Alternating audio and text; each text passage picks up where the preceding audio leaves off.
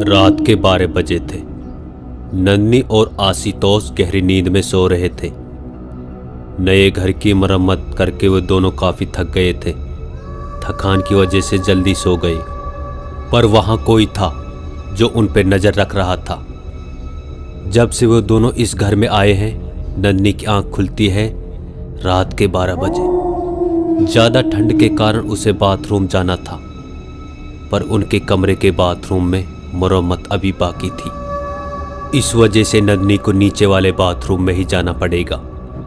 नन्नी इतनी रात को अकेले जाने से डरती थी, क्योंकि वह आज ही यहाँ रहने आए हैं, इसी घर में। वह बाजू में देखती है तो आशुतोष गहरी नींद में सो रहा था। वह उसे जगाना नहीं चाहती थी।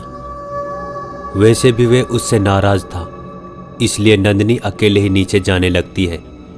सीढ़ियों पर लाइट्स नहीं थी। नंदिनी अंधेरे में गिरने के डर से अपने मोबाइल की फ्लैश लाइट ऑन करके नीचे उतरने लगती है। घर में पूरा सन्नाटा था। नंदिनी को सिर्फ अपने दिल की धड़कन ही आवाज आ रही थी, जो कि जोरों से धड़क रहा था डर के कारण। नंदिनी मुश्किल से सीढ़ियां उतरकर बाथरूम में जाती है।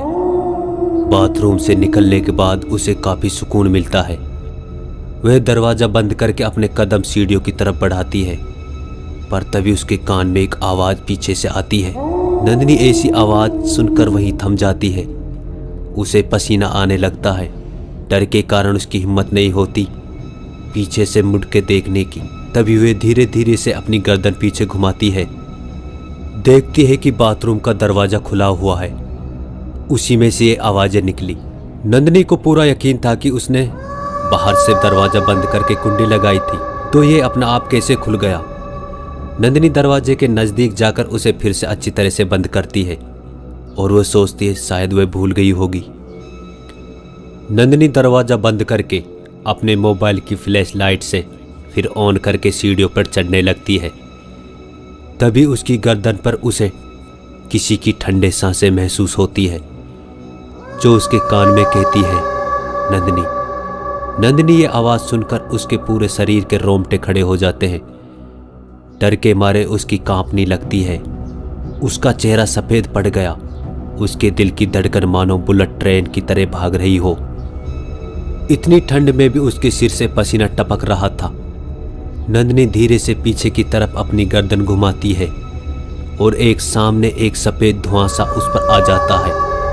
डर के मारे नंदिनी की जोर से चीख निकल जाती है। नंदिनी की सुबह आंखें खुलती है। वह आसपास देखती है। उसके सिर पर काफी दर्द हो रहा था। नंदिनी बिस्तर पर से खड़ी हो उससे पहले आशुतोष उसके पास आकर उसे वापस लेटा देता है और कहता है खड़े होने की जरूरत नहीं है, तुम आराम करो। नंदिनी अब ठीक से देख पा रही थी। वो देखती है कि आशुतोष उसके सामने कुर्सी पर बैठा है। उसके चेहरे पर काफी परेशानी दिखाई दे रही थी। वह आशुतोष से पूछती है क्या हुआ मुझे? मेरे सिर पर काफी दर्द हो रहा है। तुम सीढ़ियों से गिर गई थी रात को। तुम्हारी चीखें सुनकर मेरी आंख खुली। मैंने देखा तब तुम सीढ़ियों से नीचे बेहोश पड़ी हुई थी। मैंने डॉक्टर को बुलाया, उसने तुम्हारी मरहम पट्टी की है। यह तो अच्छा है कि चोट ज़्यादा गहरी नहीं है।